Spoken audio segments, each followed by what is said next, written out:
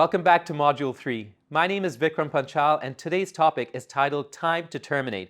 I'm so excited to go through this lesson with you, so let's dive right in. I don't know about you, but we would all love to live our life to the highest potential. So how do we know that our time is best being used for life-giving busyness as opposed to life-draining hurry?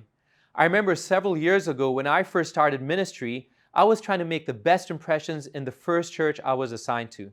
But not only that, I was also recently married. And so juggling family and juggling ministry, my life was incredibly busy. I was running helter-skelter here, there, and everywhere. But I remember one day I had to jump into a car to head off to a meeting that I was running late for. And while I was in the car, I remember my wife and we always say a prayer before leaving. And while I was praying, I said, "Dear Lord, thank you for the food we're just about to eat. In Jesus' name." And before I could say the word amen, we both burst out laughing because I realized at that time how busy I was, but busy not necessarily in a good way. I guarantee you that when you go to church or you speak to your friends in school or maybe in your workplace and you ask them, "Hey, how was your week?" They will always say, 99% sure, they'll probably say, "Oh, I was incredibly busy." Well, they can mean one of two things. Either they were busy in a good way, they were reaching their life goals, they were doing amazing things and were very focused, or they could be saying, "I was busy trying to do this and that or everything, but not really achieving anything at all." The truth is, we can all experience good busy, which in my definition means planned productivity. There's nothing wrong with being busy. In fact, being busy is a great thing. But when we are busy with a purpose, we will choose to multiply our time and manage our time well so that we're clearly disciplined and focused in reaching our life goals. But on the other hand, if you're not well organized and not well planned, you will often find what I called hurry, living a life of life-draining hurry, which leads to unplanned unproductivity. And what do I mean by that? Well, you know as well as I do. When you're running here, there, and everywhere, chances are you're going to be frantic, anxious, worried, nervous, not knowing how to manage all the different responsibilities that fall on your plate. And that's not a good way to live your life.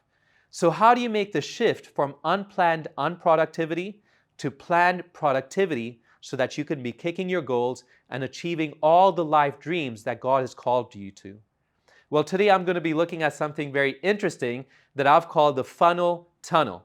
Imagine all the tasks that you have in a given week or even in the upcoming weeks. If you were to look at all these tasks, imagine putting them in what I call a task juicer. You know, recently I went on a 3-day fruit fast and I wasn't just eating whole fruits, I was actually doing the full juicing. I didn't even know what I signed up for. My wife said that, "Hey, let's just do a fast. I'm going to do some juicing." I said, "Sounds like a great idea." But it was until day 3, I was thinking, I don't know how long I can keep up with this. Well, the whole idea of juicing is that when you put the whole fruits in and the vegetables, you're removing the fiber and only the essential nutrients and minerals are being distilled into that glass of juice that you're about to drink.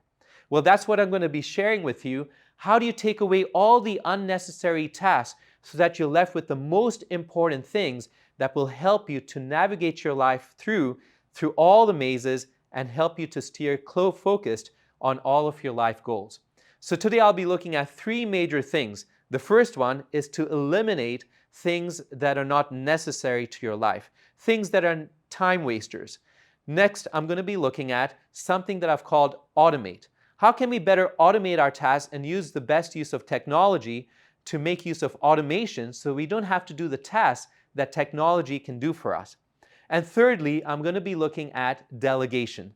How can you delegate some tasks to some other people so that you can preserve and buy back, redeem the time to be used for things that are of essential quality to meet your life goals? Well, let's look at the very first thing that I've called elimination.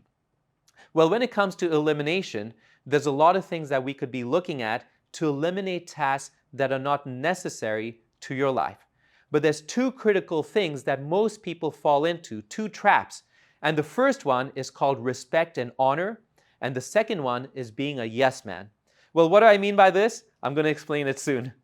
When it comes to respect and honor, the truth is a lot of us take on responsibilities. Responsibility is not a bad thing in itself. But when we take on responsibilities with the wrong motivations, maybe we're taking on responsibilities for the purpose of pleasing others, or maybe those responsibilities are going to earn us some status or a higher position, or make us look better in front of other people, or maybe we'll be the envy of the town. Whatever it is, when we're taking on a new responsibility, not for the purpose of fulfilling our life calling, but for the purpose of pleasing others or for looking better in society, then chances are we're taking on responsibilities that are not core to our unique calling and to our unique purpose. It's interesting that Jesus said in John chapter 5, verse 44, "How can you believe who receive honor from one another and do not seek the honor that comes from the only God?" What Jesus is really saying here, and he's talking to people who are so interested in looking out for themselves.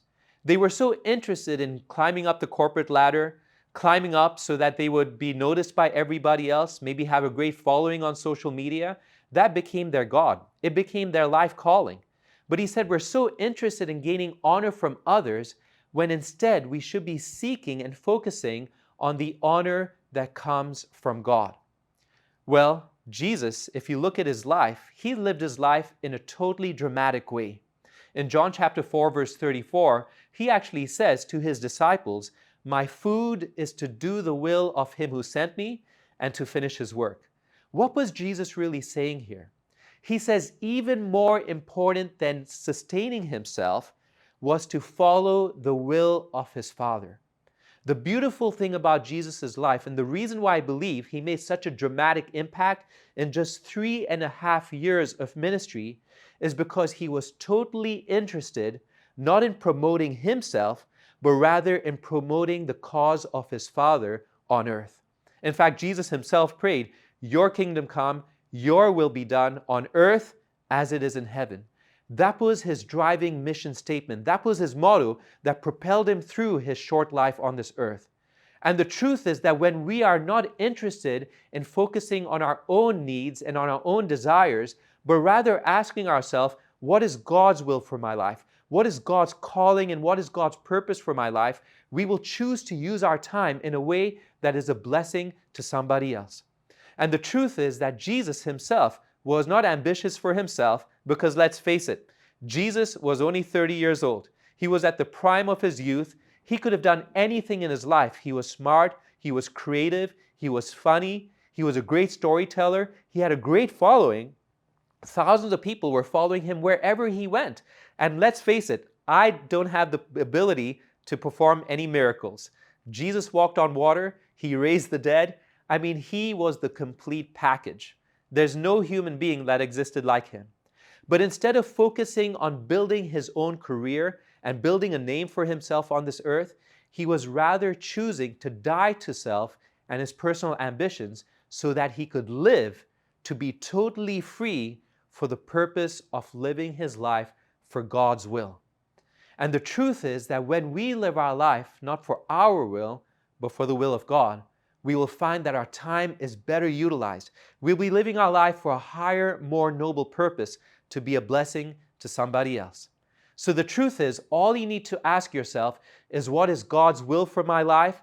And just like Nike said, when you figure that out, just do it. You know, I heard this on a podcast by a very famous author called Daniel Pink. Daniel Pink also happens to be Jewish, just like Jesus. I don't know what it is, but he's pretty smart. And he's released a number of best-selling books because of his ability to zone into people's unique interests. And in one of his books, and in the podcast I was listening to, he talks about two kinds of people. There's people who build their lives for resume virtues. Now, what do I mean by that? Those are the kind of people who want to be remembered for being the pastor of maybe a 3,000 member church. These guys were the CEO of maybe one of the largest organizations in the world. These guys were the kind of people who lived their lives for building a social media following, thousands and thousands of fans. Now, by the way, there's nothing wrong with achieving any of those life goals. There's nothing wrong with it at all.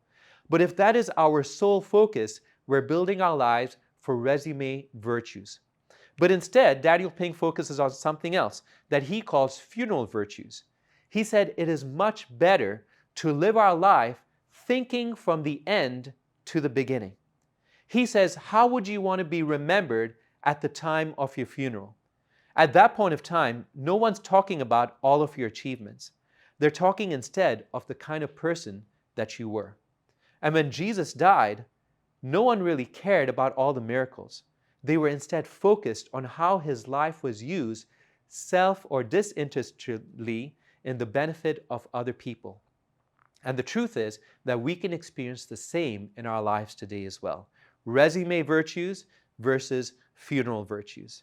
When we are interested in being a blessing to somebody else and using our time for a higher calling so that it can be used for God's purpose and for His will, we will find that our time is redeemed.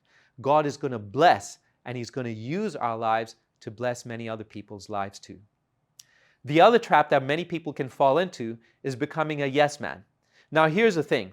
We can be taking up all kinds of responsibilities that distract us from God's will. But what if you are following God's will? But what if on the flip side, you're taking on more responsibilities, even though you're doing the right thing, but taking on more responsibilities than you're able to bite off? And the truth is that we can all fall into the same trap. We can be doing too much of a good thing, to the point where we can experience burnout and we can suffer negativity. So here's a negative trap that we can all fall into. So here's some question I'm going to give to you to ask yourself what sort of tasks you should be saying yes to, and what sort of tasks or responsibilities or opportunities that come your way that you can clearly say a no to. Well, here's some questions that you could possibly ask, and these are lessons that I've had to learn personally. You need to ask yourself, what is my calling in life? And truthfully, where do my gifts lie? When you know what God's specific calling for your life is, it doesn't matter what other interests that you develop in your life, they need to all be contributing back and never be a distraction from the core purpose that God has assigned to your life in the season that He has called you to now. The second question you can be asking yourself is, are new opportunities that come my way consistent with my life values? You'd want to know how to eliminate the essential from the distractions and from the noise. The third question you need to be asking yourself is, what's my real motivation? I touched on this earlier, but am I taking on this responsibility? Am I following this opportunity just to make a name for myself, just to have a higher status? Or am I doing this because this is exactly where God needs me to be? And He has confirmed that. So for me, what I often look at is, what are my core driving values? If you don't know your values, chances are you're going to be distracted moving from here to there, following everyone's requests of you. Once you know what your core values are, they center you, they ground you, they become your anchor. And for me, I realized that I operate according to a hierarchy. My very highest value is pleasing God. And I realized that when I'm following God's will, it will always be critical to knowing how to manage the rest of my life. Everything in my life, the tasks that I take on, the responsibilities that I pursue, the opportunities that I follow, always has to revolve around God's plan and purpose for my life. And I often discover that through my personal time with God right in the morning. The second thing that I look at is my own family. They are a great ministry to me. And I know that if I'm not core with God, if I'm not clear with God, if I'm not having a strong relationship with Him, it's going to be very hard to give back to my family and leave a good impression on my children as I'm raising them up. I need to be the best that I can to pass on the best values to my own family. Ministry begins in the home. And then I know that for the rest of my ministry with the church and the people that I influence outside of my family, even in the community, I know that when that hierarchy is right, when that ranking is right, when I'm clear with God, and I know that my family is thriving, and I know that my kids see me as their superhero, as their role model, as the one to emulate when they grow up, I know I'm doing things right. And I know always that for the time that I have left over for ministry, God will bless that. And He's proven that to me time and time again.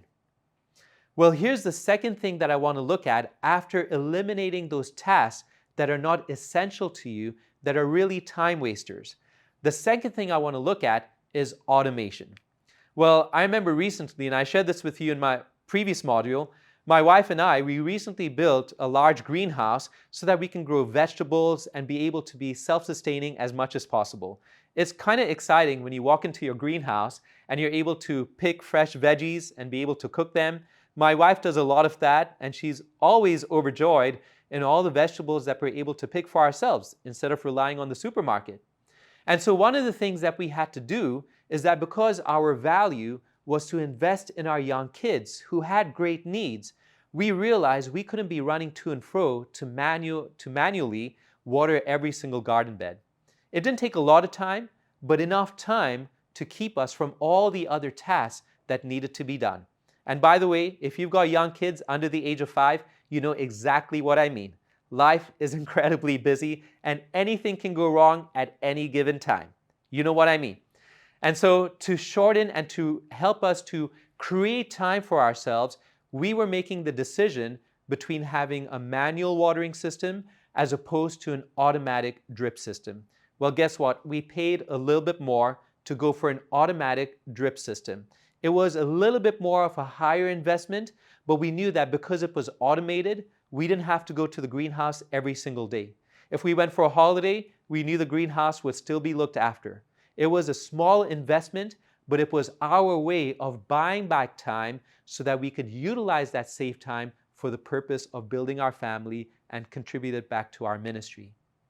Recently, I also developed a wonderful Bible study series that's fully online, that's highly engaging and highly interactive, called Life Extension, that's found with Hope International, the Hope.study Bible study series online. And the beautiful thing is that this is so highly interactive, anyone of any age can benefit from it.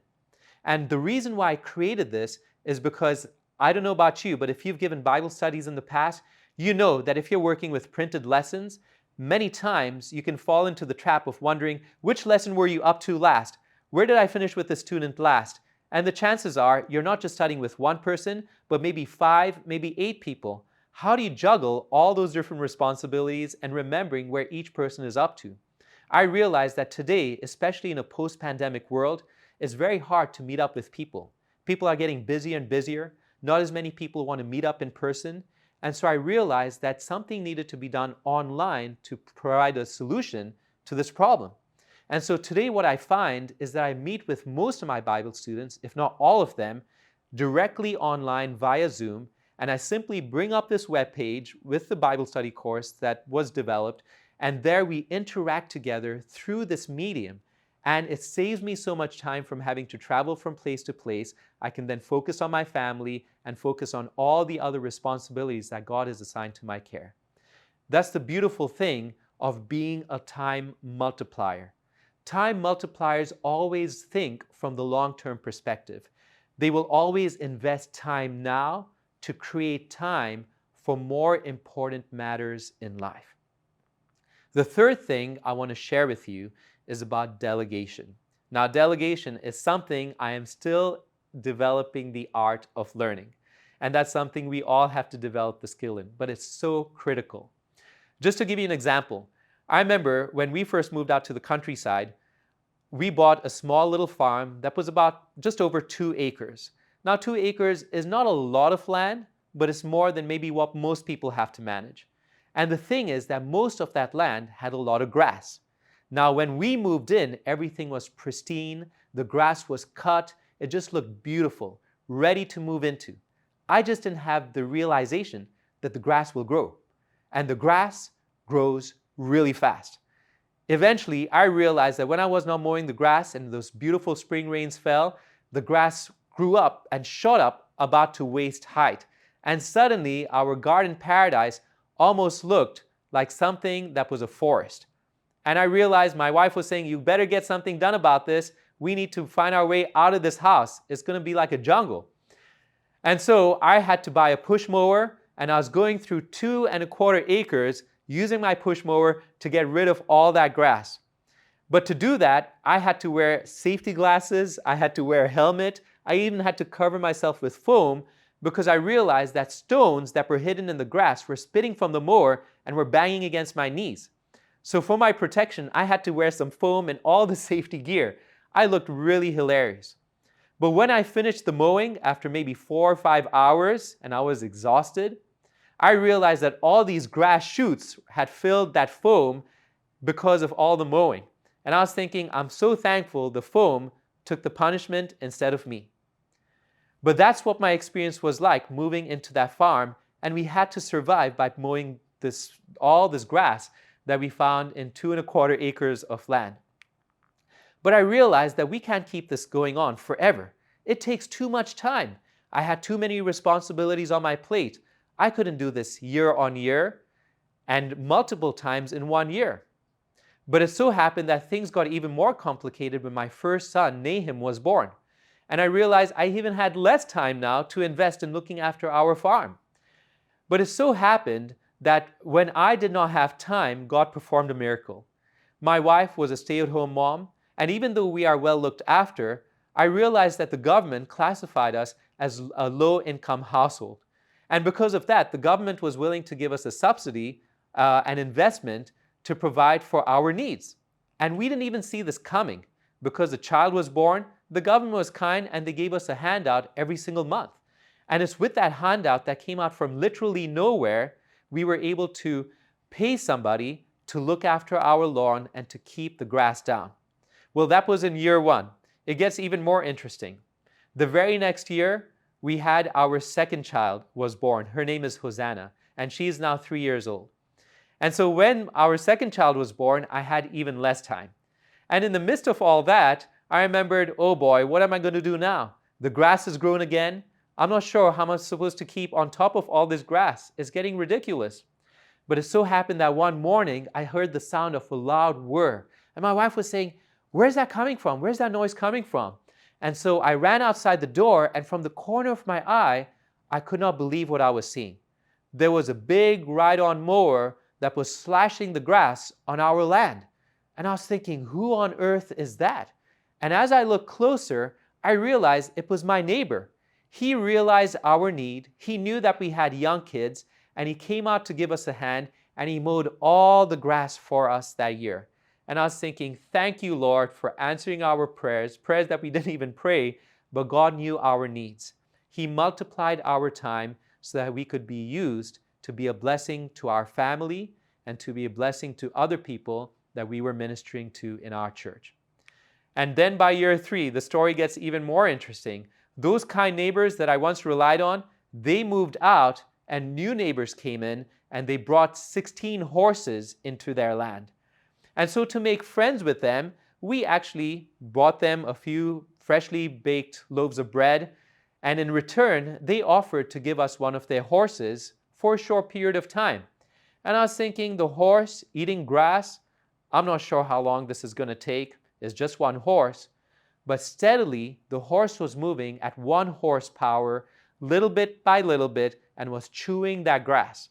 And he chewed that grass until over several weeks, that grass looked like it had been mowed by a John Deere ride-on mower. It was so well mowed, it was just amazing.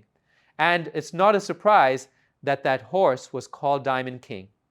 You know, when I reflect on this whole journey of how God blesses when we choose to use our time for His purpose and for fulfilling the values of putting Him first, and then our family, and then ministry, God will always use creative ways and sometimes humorous ways to redeem our time, to utilize it in a way that's going to be a blessing for other people.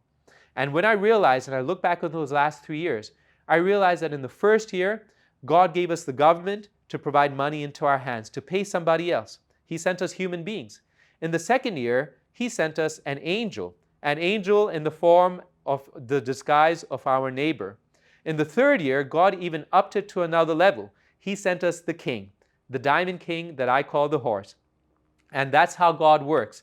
And you know, as I reflect on this whole experience, I realized that in the last year, we finally were able to save up enough to buy our very own ride-on mower, which is a miracle story that I will have to share with you maybe at another time. Well, I hope you've enjoyed today's module called Time to Terminate. To do a quick recap, to eliminate the things that are unnecessary to your life, you need to put all the tasks you can think of into the task juicer, eliminate the unnecessary things, automate the things that you can handle, to create time for your future use. And then finally, delegate the task to somebody else so that you can buy back time and use it for things that are going to be relevant and going to be useful to achieving your life goals. Thank you for joining me today. I'll see you in the next module, Module 4.